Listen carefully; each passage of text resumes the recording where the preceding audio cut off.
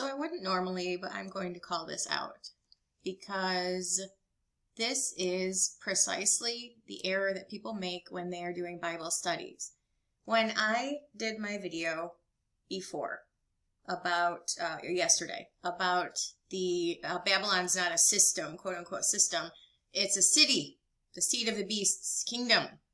And one of the responses I got was, the beast is a system. This person's research said the beast is a system, but Babylon is a place.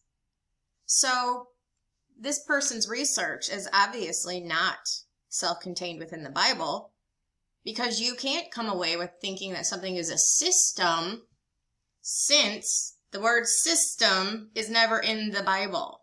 That tells me that your research, quote unquote research, has been a whole bunch of people parroting a phrase that you picked up and decided sounded good. That's not how we conduct integrous Bible study, folks. It's not. And I'm not calling out anyone specifically. I'm calling out everyone who says the word system. The beast is not a system. It is a person. It's not actually even a person. It's a fallen angel. But I have Bible Hub in front of me, King James Version, and I just type in the word system. It appears exactly 0 times in the Bible. So if the word system is built into your belief system, it is not because you got it from the Bible. 100%, hands down, it is not because you got it from the Bible. That word does not ever appear in the Bible.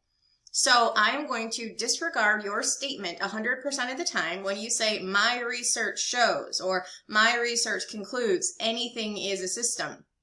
That word does not ever appear in the Bible. So your jargon is taken from people who didn't study the Bible, who concluded some other thing in some other way for some other reason, not using the Bible.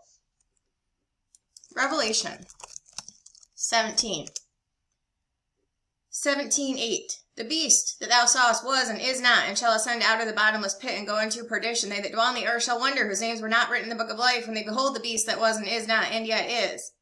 And it very specifically tells you, continuing on, that the beast was 7 heads and 10 horns. Seven heads are 7 kings. 5 are fallen, and he is the 8th of the 7 and shall go into perdition.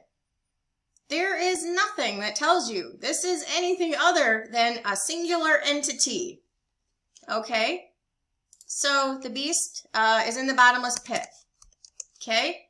Revelation 9 tells us when the bottomless pit is opened, and there's a whole bunch of little demon locust thingies that fly out. It says they have a king over them, which is the angel of the bottomless pit. Okay? There's your beast.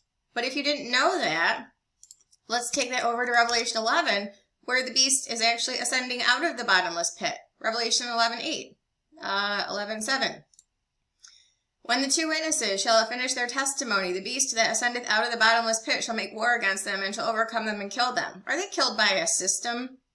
No, they're killed by the angel of the bottomless pit, who is the beast, who's presently in there because he's confined for reasons that are told by Peter and Jude. And then there's an abomination of desolation, where Revelation 13 tells us that he opens his mouth in blasphemy against God, to blaspheme his name, his tabernacle, of them that dwell in heaven. It was given unto him, singular, to make war with the saints, and to overcome them, and power was given him over all kindreds and tongues and nations, and all that dwell upon the earth shall worship him. It's not a system. It's not a system at all. So, Matthew. Let's go to Matthew.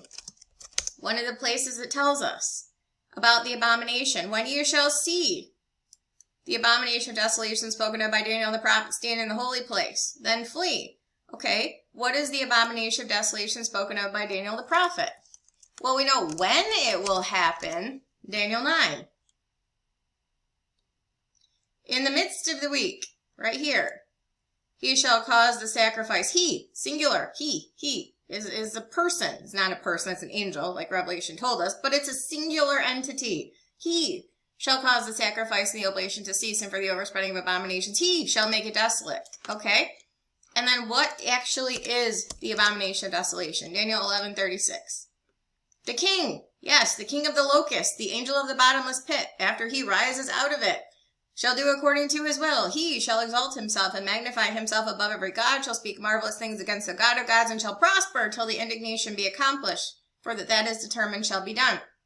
Okay, so he's called a king here, and that's because the original king language was used in Daniel 8. Daniel 8:23. Daniel 8:25. Through his policy, he shall also cause craft to prosper in his hand. He shall magnify himself in his heart, and by peace shall destroy many. There's your abomination of desolation. Magnify himself in his heart. And he shall also stand up against the prince of princes, and shall be broken without hand. Okay, so that's why he's called king in Daniel 11, because right here, that's the verse 23 I was thinking of. In the latter time of their kingdom, when the transgressors are come to the full, a king of fierce countenance. It is that king, the willful king. Daniel 11:36, who shall do according to his will. And you take that over to the book of Revelation. I know I'm flying through these, but I'm making the point here. King.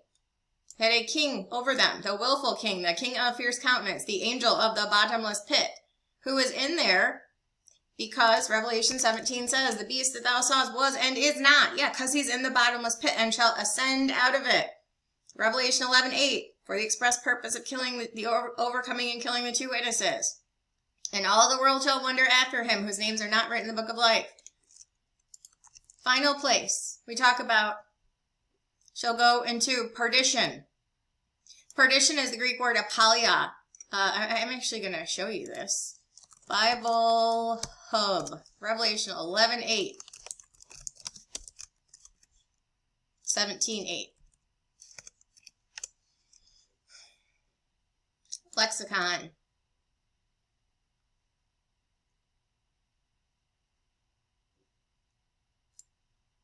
The beast that thou sawest was and is not, and shall ascend out of the bottomless pit and go into perdition. Perdition, destruction, is the Greek word Apollyon.